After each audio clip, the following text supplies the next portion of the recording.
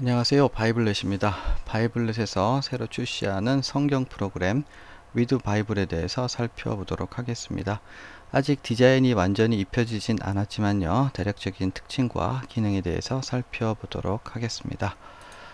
위드 바이블의 정보창은 총 5개로 이루어졌습니다.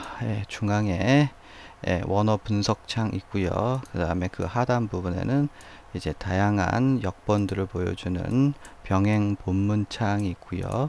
오른쪽 부분은 이제 스트롱 코드별로 진행되는 원어 사전창입니다. 그리고 좌측 아래 부분은 한글, 히브리어, 헬라어 사전인데 이제 주제별로 이루어졌기 때문에 주제 성경창이 되겠습니다. 그리고 오른쪽 하단 부분은 이제 성경 연구 자료가 담겨져 있습니다. 총 7개의 탭으로 이루어졌습니다. 개요, 주예, 강해, 칼빈 주석, 내 자료, 사용자 메모, 새 소식으로 이루어졌고요.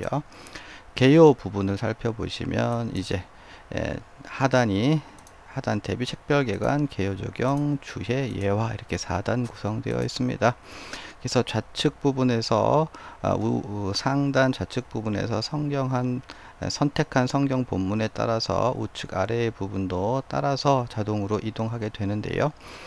일단은 그 구성 내용은 책별개관은 창세기에 대한 명칭, 저자, 배경 등등을 비롯한 이제 책별 개관 자료를 담고 있고요. 그 다음 부분에서는 각 장별로 어떻게 설교를 하고 어떻게 적용해야 되는가에 대한 지침을 다루고 있습니다. 그리고 그 다음 부분은 창세기 1장이면 1장, 2장이면 2장, 3장이면 3장에 대한 이제 한 장 전체에 대한 이 주해들을 담고 있습니다. 언뜻 보기만 해도 절절히 상당히 많은 자료를 보여주고 있는 것을 볼 수 있습니다. 그 다음은 이제 예화가 되겠고요. 그리고 위로 올라가서 개요 옆에 주해가 있는데요. 주해는 사실 개요 부분에도 주해가 있었습니다. 그럼에도 불구하고 여기에 또 따로 주해가 있는 건 여기에서의 주해는 절별로 이루어지기 때문입니다. 요 개요 아래에 있는 주해는 한 장 전체의 그 주해를 다 다루고 있고요. 상단에서 나오는 주해는 절별로 주해를 다루기 있기 때문에 이렇게 주해가 두 부분으로 이루어져 있는 건 이 자료가 하나의 자료로 이루어진 것이 아니라 복합적인 자료로 되어 있기 때문에 이렇게 구성되어 있습니다. 세 번째 칸은 강해를 담고 있습니다. 조금 더 설교화된 이제 성경 자료가 되겠죠. 그래서 창세기에 대해서 이렇게 살펴볼 수 있고요. 그 다음 자료는 영문 자료인데요. 칼빈 주석이 되겠습니다.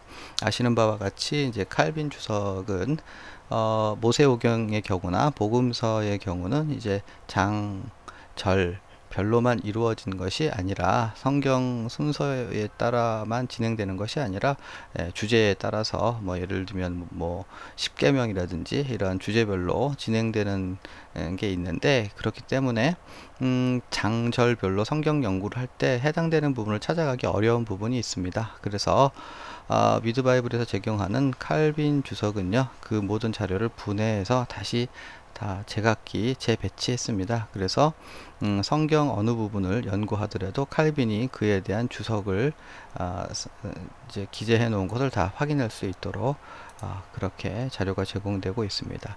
내 자료와 사용자 메모의 기능이 있는데 이 부분에서 특별히 내 자료는요, 이 장별로 유저가 이제 작성해 놓은 자료라든지 어디서 이제 특별히 이제 작성된 자료를 일괄적으로 등록시키거나 입력할 수 있도록 한 목사님이 일생 동안 이제 작성해 놓은 설교가 있다면 장절별로 다 입력이 가능하고요. 그래서 그 장별로 입력된 자료들을요, 성경을 해당하는 부분을 찾아보면 그거에 맞춰서 이렇게 이제 그 자료를 살펴볼 수 있도록 된 것이 바로 내 자료가 되겠습니다. 이제 활용하기에 따라서 그 용도가 대단히 유용하리라고 생각을 하고요. 맨 마지막 부분에 이제 새 소식 창이 있는데요. 이 부분은 지금 바이블에서 제공하는 새로운 소식을 접할 뿐만 아니라 사실 보다 더 본격적인 기능은 이 새 소식 창에서는 바이블에서 제공하는 다양한 설교와 그리고 예화들을 검색하고 찾아서 풀어서 인용할 수 있도록 하는 기능입니다. 만 단위의 자료가 들어 있으니까요. 상당히 그 활용도는 높다고 하겠습니다. 자, 이렇게 해서 오른쪽 아랫부분에 성경 자료에 대해서 간단하게 살펴보았는데요. 이제는 이제 본격적으로 원어 연구 방식에 대해서 바이블렛에서 제공하는 위드 바이블로 성경을 연구하는 방법에 대해서 한번 간단하게 살펴보도록 하겠습니다. 위드 바이블은요, 크게 두 가지 모드가 있습니다. 한글 모드가 있고 원어 모드가 있습니다. 그래서 유저의 선택에 따라서 한글을 기준으로 해서 내지는 원어를 기준으로 해서 성경을 연구할 수 있는데요. 한글 선택을 하고요. 여기서 이제 지금 여기가 어디입니까? 왕하 23장 30절 선택되었는데요. 그래서 성경 단어를 클릭을 하게 되면 신복들이에 해당한 원어가 무엇인지, 그러니까 이우라고 되어 있네요. 이거의 원형은 에베르며, 그 다음에 스트롱 코드는 5650이며, 이거는 명사 남성 복수 연계형이다 라고 하는 것이 나오고, 그 다음에 NASB에서는 his servants라고 번역을 하고 있으며, 개역성경은 신복들이에 해당하는 단어이며, 여기에 나오는 이 파싱 약어가 익숙하지 않은 분들을 위해서 우측에 보시면 에베르라고 하는 원형을 보여주고, 그 아래에 풀어 헤쳐서 쓴 이제 파싱 자료를 볼 수 있습니다. 그래서 이 남성 단수 명사 남성 복수 연계형이라고 하는 것이 나오고, 그 다음에 요 전미어는 3인칭 남성 단수이며 이것은 동음이어가 있는 단어이다. 이러한 파싱 자료를 풀어서 제공해 주고 있고요. 이렇게 파싱해 놓은 자료는 기존에 나와 있는 한글 기타 다른 다른 성경 프로그램과 달리 최신 그 파싱한 자료를 제공해 주고 있습니다. 그리고 신복들이 이렇게 선택되어 있는데요. 이것이 5650이며 이거에 대한 가장 기본적인 뜻은 우측 첫 번째 부분에서 여기요, 에베드라고 하는 단어에 대해서 가장 간단한 뜻을 여기서 이렇게 제공해 주고 있고요. 그 다음에는 이제 보다 좀 신학적이고 좀 심도 깊은 설명은 요 파란 글씨로 된 이하 부분에서 제공해 주고 있습니다.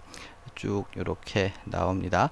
그래서 단순히 뜻을 한눈에 살펴보기를 원한다. 그럼 이 부분을 보시면 되고, 나는 좀 더 심도 깊은 연구를 원한다 라고 생각하시면 이 아웃렛 부분을 이렇게 보시면 되는데, 예를 들어서 이렇게 설명을 보다가 이제 일일이 다른 사전을 찾아볼 필요 없이 히브리어 더블 클릭을 하게 되면요, 좌측 아래에 히브리어에 해당하는 한글, 히브리어, 헬라어에 대한 사전이 뜨게 됩니다. 한글 성경 사전에 히브리어가 있고, 이 히브리어에 대해서 히브리인에 쓰이는 말에서 쭉 이렇게 설명을 하고 있고, 이거는 한글 성경 사전이고요. 그 다음에 히브리어에 해당하는 이제 히브리어 사전이 나옵니다. 그런데 여기에서는 히브리어로 검색했지만 히브리어 사전에는 히브리어가 없네요. 헬라어에서는요, 히브리어에 대한 사전이 제공되고 있죠. 헬라어에서 히브리어에 대해서 어떤 용례가 있는지, 어떤 사전에 기재되어 있는지 자료를 한눈에 확인해 볼 수 있습니다. 그러니까 다른 무슨 자료를 따로 살펴볼 필요 없이 한 성경 프로그램 안에서 모든 것을 다 찾아볼 수 있습니다. 뭐 하나만 더 해볼까요? 요시아가 여기 성경 구절이 나오는데 더블 클릭을 하거나 내지는 가만히 마우스를 가져대면요, 가만히 있으면 요 아랫부분의 사전에서 한글 요시아, 히브리어 요시아, 헬라어 요시아 이렇게 세부 사전이 다 뜨게 됩니다. 한글 사전에서는 뭐 이렇게 사전이 제공되고 있고, 히브리어에서 요시아는요, 히브리어에는 요시아라는 저기가 없고, 헬라어에서는요 요시아 이렇게 해서 사전이 제공되고 있고, 일반 명사 한번 해볼까요? 병거 더블 클릭했습니다. 그랬더니 헬라어에서는 병거가 두 가지 단어가 있고요, 이런 뜻이고, 그 다음에 히브리어에서는 병거가 레케브와 라카브라고 하는 단어가 있으며 이것은 이렇게 사용됐고, 한글 성경에서는 군사용의 전차, 이렇게 세 가지 종류의 사전이 즉각 뜸으로써 필요한 자료들을 찾아볼 수 있도록 되어 있습니다. 자, 이 부분을 좀 더 창을 키워 보겠습니다. 자, 창을 키웠는데요. 자, 여기서는 매트가 이제 시체라고 하는 단어가 나왔고, 요것에 파싱은 동사 칼 남동 뭐 이렇게 나오고 있고요. 요 부분을 더블 클릭을 하게 되면요. 지금 창이 좀 크게 떴는데요. 이 창은 지금 다시요. 여기서 매트라고 하는 단어를 떠는 그 원형은 무트고요.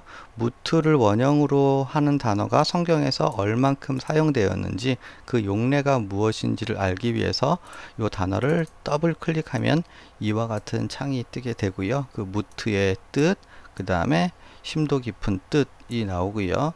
오른쪽 부분에는 그것의 용례들, 즉 무트를 원형으로 하고 있는 다양한 용례들을 창세기, 그러니까 무트라고 하는 단어는 맨 처음에 정령 죽으리라 하나님께서 이제 아담에게 경고하신 말에서 가장 처음 나오고 있고요. 맨 마지막으로는 스가랴 11장 19절에서 뭐죠? 예언서에서 등장하고 있습니다. 그러니까 이제 성경에서 사용된 용례들을 이제 찾아보고 싶을 때, 그죠? 뭐 이런 거는 설교적으로 굉장히 유용하게 사용될 수 있습니다. 이제 뭐 예를 들어서 하나님께서 뭐 안위하셨다, 위로하셨다, 뭐 이러한 표현들이 다른 데에서는 어떻게 사용되고 있는지 그 원어를 추적해서 살펴봄으로써 그 의미를 좀 더 분명하고 구체적이고 내지는 좀 감동적으로 전달할 수가 있겠죠. 자, 그리고요, 이제 요 부분의 아랫부분을 살펴보시면 다양한 병행 본문들을 제공해 주고 있는데요. 이제 특별히 히브리어 본문 같은 경우는 이제 이 악센트에 이르기까지 매우 정교하게 그 본문이 제공되고 있는 걸 확인하실 수 있고요. 그 다음에 이제 구약에 있어서는 특별히 70인역을 제공하고 있으며 70인역 직역 영역본을 제공해 주고 있어서 헬라어를 잘 못하는 분들의 경우에는 그래도 그 느낌을 읽을 수 있도록 LXE 헬라어 직역본을 제공해 주고 있으며, 그 다음에 성경 한 구절 그리고 70인역을 포함해서 모든 헬라어 성경 본문에 대한 음역을 달아놓고 있습니다. 카이 뭐 이렇게 나오는 부분이 까이 이렇게 해서 음역이 달아놓고 있으며, 또한 히브리어도 마찬가지로 다 이렇게 히브리어 음역도 한 절 한 절, 한 글자 한 글자 다 음역을 달아놓고 있는데요. 이러한 음역의 원칙이 있는데, 요 음역 히브리어 헬라어 공이 모두 음역을 함에 있어서 원어의 스펠링을 정확하게 추적할 수 있는 방식으로 음역이 되어 있습니다. 그래서 심지어 헬라어나 히브리어로 타이핑을 하지 않아도 그 사용된 단어들을 검색함으로써 원어를 검색하는 것과 동일한 기능을 수행할 수 있도록 되어 있습니다. 따로 자세한 설명을 드리도록 하겠고요. 그 다음에 이제 이 위드 바이블에는 기타 이제 원하는 성경 구절을 어떠한 프로그램에서도 입력할 수 있는 자동 입력 시스템, 즉 우리는 그것을 스마트 윈도우라고 이름 붙였는데요. 단축키를 사용함으로써 언제 어디서나 성경을 입력할 수 있도록 하는 기능을 제공해 주고 있습니다. 자, 이상으로 위드 바이블 성경 프로그램에 대한 설명을 마치고요. 차후에 좀 더 자세한 설명으로 찾아뵙도록 하겠습니다. 감사합니다.